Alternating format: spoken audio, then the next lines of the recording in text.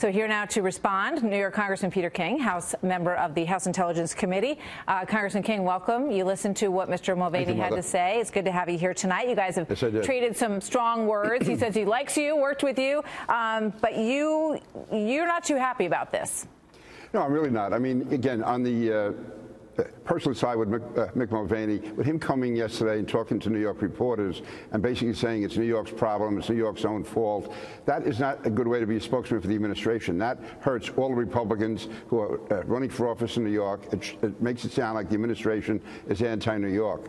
My district is a Democratic district. President Trump carried it. It's going to be harder to keep carrying districts like that if they think the administration is giving up on New York. And that's part of what led to what I said. As far as the other argument, the fact is that he said if all things are equal, all things are not equal. We give $48 billion more to the federal government than we get in return. And that's the largest deficit of any state in the country. New Jersey, actually, percentage-wise, is even worse. They get 61 cents back on every dollar. So that's why this is not, if everything was equal, fine. But everything is not equal. Right now, you have states like New York and New Jersey subsidizing the rest of the country, and now they're taking away one of the few benefits that we had. And that's the principle you can't tax on a tax. I mean, you make a good argument. They are obviously, these states are huge contributors to the federal government. And Darrell Issa in California says he is a no. The count is that there are at least 10 Republican senators in New York, New Jersey, California, Illinois who are no's on this bill. Do you think that it could go as high as 22?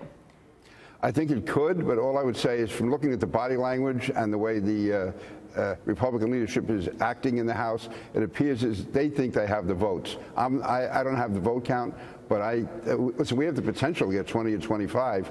The House leadership must think, though, that they have, enough votes to pass it. But we're going to keep fighting right to the very end. Dan Donovan, Lee Zeldin, myself, John Faso, we feel very, very strongly about this. All right. So the next move would be when it goes to the conference. What's your hope for what might happen in conference to kind of throw something back? And will it, if the individual mandate is removed, the Obamacare individual mandate, if that happens on the House or in the conference when it's all put together, will that give any wiggle room to perhaps kick some of this money back? Because we know that people who live in these areas may look like they make a lot of money, but when you pay what they pay for their housing, for their transportation, everything in these states, it really does not make you a rich person to make a couple $100,000 a year. No, it doesn't. And again, I'm not that hopeful about the Senate because they knock out SALT altogether. So if the House has knocked out most of it, the Senate has knocked out all of it, it doesn't leave much negotiating room in the conference. As far as the individual mandate, that's going to be interesting to follow. I mean, I don't know if we should be reforming health care at the same time we're doing a tax bill, putting it all together in one. It could have unintended consequences. But I'm certainly willing to look at that. But right now, I'm not that hopeful when it comes to SALT, the state income and property tax deduction. Congressman Peter King, thank you very much.